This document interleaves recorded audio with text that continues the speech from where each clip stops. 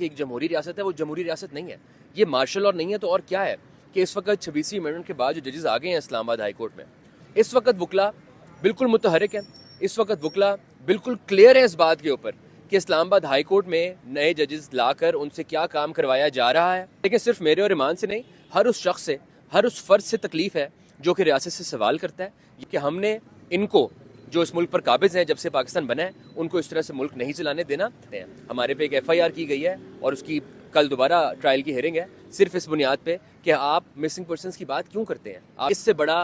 تمانچہ ریاست کے منہ پر نہیں ہو سکتا، اس سے بڑا تمانچہ ریاست کی بربریت پر نہیں ہو سکتا۔ السلام علیکم ناظرین، اس وقت یہاں پر موجود ہے F6 مرکز میں۔ یہاں پر آج 65 دن جو ہے وہ بلوچ لاپتہ افراد کے لواحقین کو مکمل ہوئے یہاں پر احتجاج کرتے ہوئے۔ میرے ساتھ اس وقت ایڈوکیٹ ہادی صاحب بھی موجود ہیں، ان سے بھی اس احتجاج کے حوالے سے گفتگو کریں گے اور باقی جو آج کل عدالتوں کے حوالے سے جو چیزیں چل رہی ہے اس کے حوالے سے بھی بات چیت کریں گے۔ السلام علیکم۔ السلام علیکم جی۔ ہادی صاحب، مجھے سب سے پہلے یہ بتائیے گا کہ یہ جو لڑائی شروع ہو گئی ہے عدالتوں میں، وکلا جو ہے ان پہ بھی باقی لوگوں کی طرح جو ہے پہلے سمجھا جاتا تھا کہ وکیل کو کوئی کچھ نہیں کہہ سکتا، آج کل وہ بھی چیزیں چل رہی ہے، تو بیسیکلی لڑائی ہے کیا، لوگوں کو کس طرح سمجھائیں گے؟ دیکھیں، اصل لڑائی اگر آپ بات کریں تو اصل لڑائی تو 26ویں امینڈمنٹ سے ہے،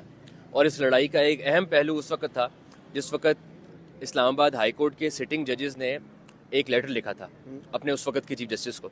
اور انہوں نے اس میں کہا تھا کہ ہمارے ساتھ ہمارے کام میں مداخلت کی جاتی ہے، فوجی افسران ہمارے سے رابطہ کرتے ہیں، ہمیں چند فیصلے خاص مخصوص ڈائریکشن میں کرنے کے لیے فورس کرتے ہیں، اور اس کے اندر انہوں نے واقعات مینشن کیے تھے۔ وہ واقعات بہت خوفناک ہے، سٹنگ ججز کے ساتھ یہ ہونا یہ ایک بہت خوفناک بات ہے، اور یہ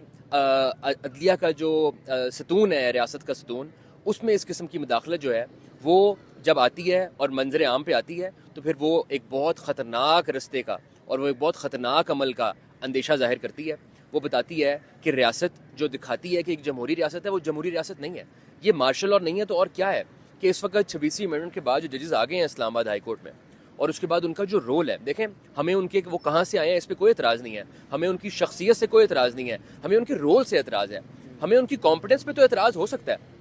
اور کمپٹنس کے اوپر ہم بات کر سکتے ہیں اور اس کے اوپر بحث ہو سکتی ہے، مکالمہ ہو سکتا ہے، بٹ ان کا جو رول ہے، جو نظر آتا ہے کہ وہ کس لیے لائے گئے ہیں اور وہ کس قسم کے فیصلے یہاں کر رہے ہیں، وہ ایک خاص ڈپارٹمنٹ کی طاقت کو، ان کے تسلط کو برقرار رکھنے کے لیے، ان کے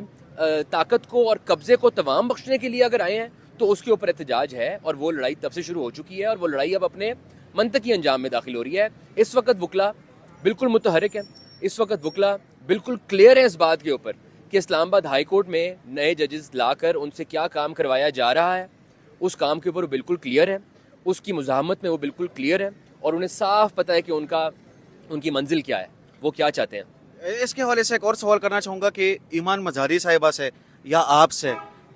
ان لوگوں کو تکلیف کیا ہے؟ کیوں آپ لوگوں پر بھی گہرا تنگ کیا جا رہا ہے، آپ لوگوں کو بھی تنگ کیا جا رہا ہے، تکلیف کیا ہے؟ دیکھیں، صرف میرے اور ایمان سے نہیں، ہر اس شخص سے، ہر اس فرد سے تکلیف ہے جو کہ ریاست سے سوال کرتا ہے یا ریاست کے گھناؤنے کردار کو، کرتوت کو عیاں کرتا ہے، آئینہ دکھاتا ہے اور کہتا ہے کہ یہ آپ نہیں کر سکتے، قانون آپ کو اس کی اجازت نہیں دیتا، آپ آئین کے مطابق یہ ملک چلائیں گے، اگر آپ آئین کے مطابق نہیں چلائیں گے تو میں اور ایمان اور ہمارے جیسے بہت سارے اور، اب یہ صرف ہماری بات نہیں ہے، اس ملک کی ینگ جو نوجوان نسل ہے وہ بالکل کلیئر اس معاملے کے اوپر کہ ہم نے ان کو جو اس ملک پر قابض ہیں جب سے پاکستان بنا ہے ان کو اس طرح سے ملک نہیں چلانے دینا، اور ہمارے سے مسئلہ بھی یہ ہے کیونکہ ہم مسنگ پرسنز کی بات کرتے ہیں، ہمارے پہ ایک ایف آئی آر کی گئی ہے اور اس کی کل دوبارہ ٹرائل کی ہیئرنگ ہے، صرف اس بنیاد پہ کہ آپ مسنگ پرسنز کی بات کیوں کرتے ہیں، آپ یہ کیسز کیوں کرتے ہیں۔ دیکھیں، ہم عدالتوں میں کیس کر سکتے ہیں، لیگل کورس لے سکتے ہیں، پروٹیسٹ کر سکتے ہیں، ہمارے پاس تو یہی آپشن ہے پرامن پاکستانیوں کے طور پہ۔ اگر اس کے اوپر بھی ریاست پرچے کرتی ہے اور زبان دبانے کی کوشش کرتی ہے تو یہ بالکل اپنے تیر آزمائیں، اپنا جگر آزمائیں گے،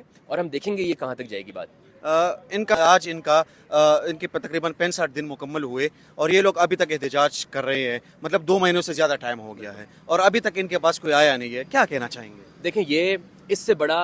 تمانچہ ریاست کے منہ پر نہیں ہو سکتا، اس سے بڑا تمانچہ ریاست کی بربریت پر نہیں ہو سکتا کہ یہ مائیں اور بہنیں اور بچیاں سڑک پر بیٹھی ہیں، انصاف کی طلبگار ہیں، اپنی حکومت سے، اپنی ریاست سے مطالبہ کرتی ہیں کہ ہمارے پیاروں کو اگر آپ نے جبری طور پر گمشدہ کر دیا ہے، آپ کو ان پر کوئی شک ہے تو ان کے خلاف چلان بنا لیں، ایف آئی آر کر لیں، عدالت میں پیش کر دیں، اپنے جیلوں میں رکھ لیں، اپنے ججوں سے فیصلے کروا لیں، مگر کوئی قانون فالو کر لیں، ان کا یہ مطالبہ ہے. اور ریاست کیا کہتی ہے؟ وہ کہتی ہے کہ ہم قانونی رستہ اختیار نہیں کریں گے، ہمیں جو لگے گا، جو ہماری من مانی ہوگی، ہمیں لگے گا کہ ہم نے جبری طور پر گمشدہ کرنا ہے ہم وہ کریں گے، ہمیں لگے گا قتل کرنا ہے ہم قتل کریں گے. اور جب ہم انہیں کہیں گے کہ آپ قاتل ہیں، آپ اغوا کار ہیں، آپ ایک ڈپارٹمنٹ کے تسلط میں آ کر یہ کر رہے ہیں، ایک ڈپارٹمنٹ اس ملک میں اس طرح سے اس ملک کو چلا رہا ہے، ایک ڈپارٹمنٹ کیونکہ اس کا کام نہیں تھا ملک چلانا، جیسے کوئی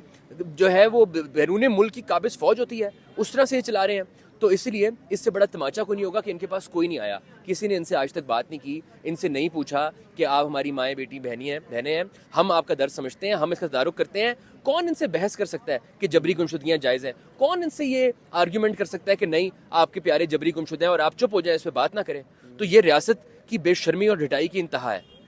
مجھے بتائیے گا، لاسٹلی پوچھنا چاہوں گا کہ ان لوگوں کے پاس اگر یہ حکومت والے لوگ آتے ہیں، جو وزراء ہے یہ آتے ہیں، ان سے بات چیت کر لیتے ہیں، آپ کو کیا لگتا ہے یہ طریقہ بہتر نہیں ہوگا؟ کوئی سلوشن یہی نہیں ہے؟ کیونکہ اس کے علاوہ تو کوئی اور سلوشن نظر نہیں آ رہی. بالکل یہی سلوشن تھا، اور یہی سلوشن تھا. اور دیکھیں، آپ نے پہلے لوگوں کے ساتھ ظلم کیا، ان کے لوگوں کو جبری گمشدہ کر کے، اس کے بعد آپ نے ظلم کیا عدالتوں کو مینج کر کے، عدالتوں کو انفلوئنس کر کے، ججوں کے کمروں میں کیمرے لگا کے، ان کے عزیز و اقارب کو اغوا کر کے، ان کو دھمکیاں دے کے آپ نے یہ زیادتی کی کہ آپ نے ان کو انصاف نہیں ملنے دیا. اب آپ نے یہ زیادتی کی کہ آپ نے ان کے پروٹیسٹ میں ان کے درد کا مداوع نہیں کیا، ان کے سر پہ ہاتھ نہیں رکھا. اور آپ اگر پاکستان کی عوام کو، یہ پاکستانی شہری ہیں، پاکستان کے آئین کے وفادار ہیں، قانون کے وفادار ہیں، اگر آپ ان کے ساتھ ایسا کریں گے اور آپ کے ظلم کے بعد ان کی عدالتوں سے بھی امید نہیں ہوگی، تو پھر یہ بات کس طرف جائے گی؟ پھر ہم نے نیپال میں دیکھا کیا ہوا، ہم نے بنگلہ دیش میں دیکھا کیا ہوا، اور ہم نے